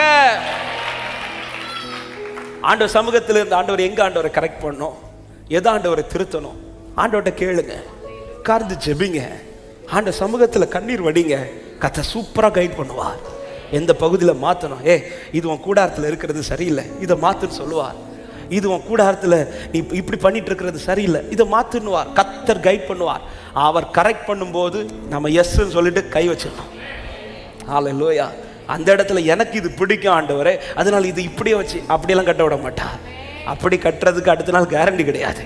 கர்த்தர் மகிமைப்படணும்னா, சீயோனே நீ இடிக்கப்படாதபடி கட்டி எழுப்பப்பட்டிருக்கணும். பழுது பார்த்து கட்டினார்கள், இனி இடிக்கப்பட்டக்கூடாது, இனி இடிக்கப்பட்டக்கூடாது. 3வது ஒரே ஒரு வார்த்தையை சொல்லி ஜெபிக்கிறேன். 3வது அவனுடைய ஃபோக்கஸ் எதுல இருந்து தெரியுமா? ஆமென். நெகேமியா கட்டி எழுப்புறான்னு சொல்லக்கூடாது, கர்த்தர் காரியத்தை. அதன் அர்த்தம் என்ன? ஆண்டவருக்கு முழு மகிமையும் கொடுப்பதில்ல.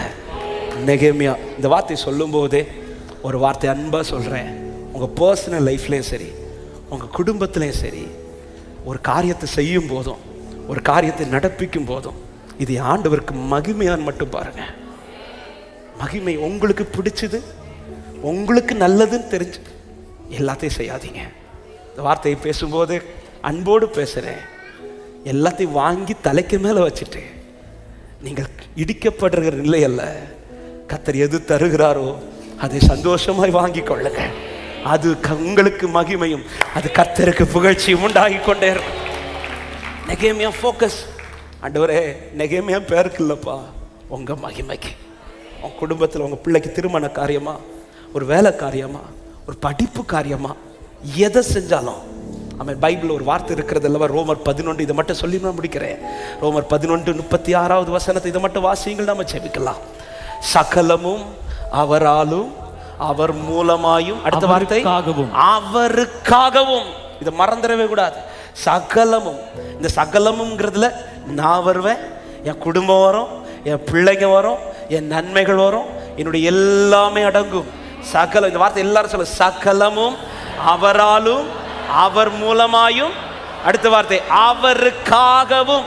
இப்படி இருக்கும்னா அடுத்து அவருக்கு என்றென்றும் மகிமை உண்டாவதாக. ஹல்லேலூயா. ஒரு காரியத்தை நடப்பிக்கும் போது இந்த வார்த்தையை அன்போடு சொல்லி நான் முடிக்கிறேன். எதை செய்யும் போதும் ஆண்டவர் இது உங்களுக்கு மகிமை, ஆண்டவரே உங்களுக்கு மகிமை இல்லாத எதுவுமே என் கூடாரத்தில் வேணாம். ஒரு பொருள் வாங்குறதா இருந்தா கூட அவருக்கு மகிமையான்னு பாருங்க. உங்க கூடாரத்தில் அவருக்கு மகிமை இல்லாத எதுவும் வராதிருப்பதாக. இடிக்கப்பட்டது போத நெகேமியாவே, எழுந்திரு, உன் அஸ்திபாரத்தை உறுதிப்படுத்து, உன் அலங்கம் திரும்ப கட்டி எழுப்பப்படும்.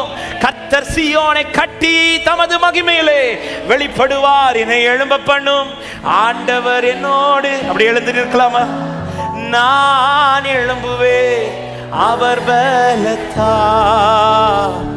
என்னை எழும்ப பண்ணும். ஆண்டவர் என்னோடு இருப்பதா, நான் எழுவே அவர் என் வாழ்வை இடிக்கும் சத்துருவை, ஓ என் வாழ்வை கட்டும் தேவன் பலமுள்ளவர். சத்துரு இடிக்க எடுத்திட்ட காலத்திலும் வேகமாய் என்னை கிதியோன்ட்ட சொன்னது போல ஆண்டவர் இன்னைக்கு தைரியமாய் சொல்லுகிறார், உனக்கு இருக்கிற இந்த பலத்தோட புறப்படு. உன் ஜெபத்தின் அஸ்திபாரத்தை மட்டும் விட்டுறாத. இடிக்கப்பட்டது திரும்ப கட்டப்படும், இனி ஒருபோதும் இடிக்காதபடிக்கு கட்டப்படும். விசுவாசிக்கிறவங்க நல்ல கைகளை தட்டி என்னை எழும்ப பண்ணும். ஆண்டவர் என்னோடு இருப்பதா நான் எழும்புவேன். எழும்ப பண்ணும், என்னை எழும்ப பண்ணும் ஆண்டவர். எஸ் ஹல்லேலூயா. எழும்புவேன். சரி, என் வாழ்வை இடிக்கும் சத்துருவை, என் வாழ்வை இடிக்கும் சத்துருவை காட்டிலும் என் வாழ்வை கட்டும் தேவன் பலம் உள்ளவர். என் வாழ்வை இடிக்கும் சத்துருவை காட்டிலும் என் வாழ்வை கட்டும் தேவன் பலம் உள்ளவர். சத்துரு இடிக்க எடுத்திட்ட காலத்திலும் வேகமாய் என்னை கட்டுவிப்பார். 52 நாளைக்குள் கர்த்தர் செய்தது போல இதோ சீக்கிரத்திலே உங்கள் வாழ்க்கை திரும்ப துளிர்விட வைப்பார். ஆமென். என்னை எழும்ப பண்ணும் ஆண்டவர். அஸ்திவாரத்தை உறுதிப்படுத்துங்கள். மறுபடியும் அந்த அஸ்திவாரம் பலப்படட்டும். ஜெபத்தின் அஸ்திவாரத்தை பலப்படுத்துங்கள். ஆண்டவர் என்னோடு இருப்பதா நான் எழும்புவேன். சொல்ல, என் பலன் ஒன்றுமில்லை, என் பலன் ஒன்றுமில்லை என்று நான் அறிவேன். அவர் பலன் இன்றும் குறையவில்லை.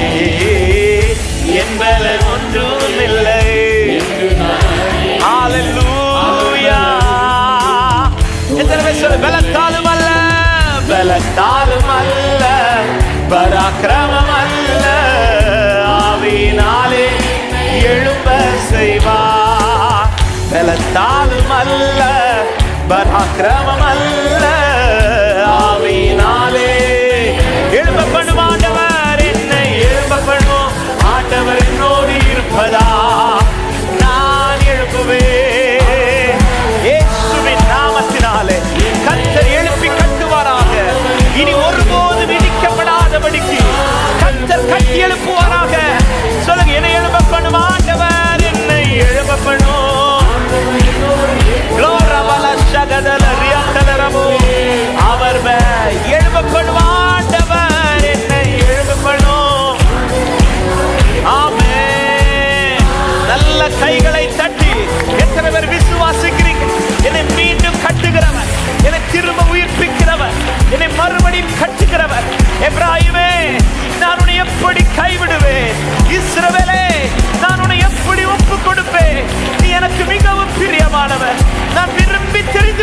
சீயோன் அது இடிக்கப்பட்டிருக்காது, அது கட்டி எழுப்பப்படும். கர்த்தர் தமது மகிமையிலே வெளிப்படுவார். ஹalleluya, ஹalleluya. அப்படியே ஒரே ஒரு 2 நிமிடம் மாத்திரம் நான் ஜெபித்து முடிக்கிறேன். ஆண்டவர் சமூகத்தில் ஒரே ஒரு விஷயம், எல்லாரும் கண்களை மூடி. ஆமே, இடிக்கப்பட்டிருக்கிறேன்ப்பா. இது வார்த்தைக்கு பிறகு வந்தது அல்ல, சத்துரு கேப்பா திடிச்சதப்பா. என்னை கொண்டு கர்த்தர் கட்டி எழுப்புக.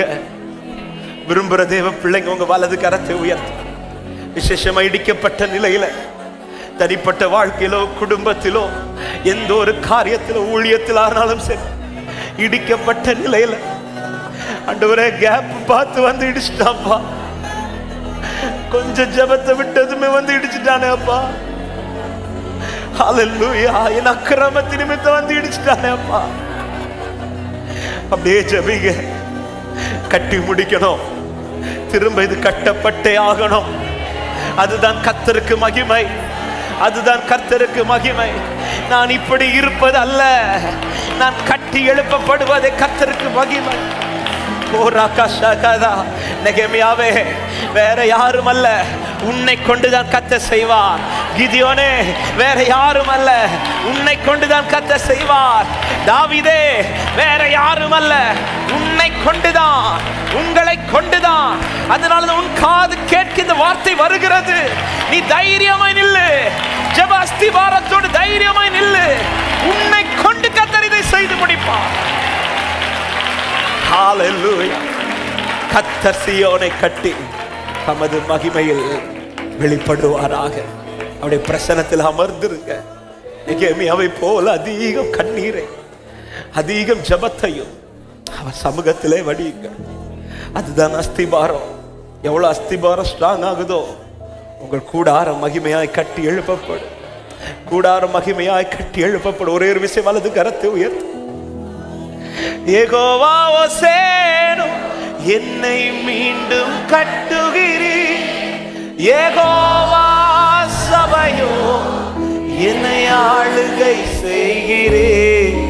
யெகோவா ஓசேனோ, என்னை மீண்டும் கட்டுகிறீர். யெகோவா சபையோ, என்னை ஆளுகை செய்கிறீர். நீரில்லாமல் ஒன்றுமில்லையே. என்னை தள்ளாமல், என்னை தள்ளாமல், ஓ நீரில்லாமல், நீரில்லாமல் ஒன்றுமில்லையே. என்னை தள்ளா. பரிசுத்தமுள்ள நல்ல தகப்பனே, நீர் எங்கள் மேல் எவ்வளவு அன்பா இருக்கிறேன். எங்களை விரும்பி தெரிந்தெடுத்தீரப்பா. விரும்பி தெரிந்தெடுத்தவருடைய விருப்பம் சீயோன் இடிக்கப்பட்டிருப்பதல்ல, சீயோன் கட்டி எழுப்பப்படுவது. அதுதான் உங்களுக்கு மகிமை ஆண்டவரே.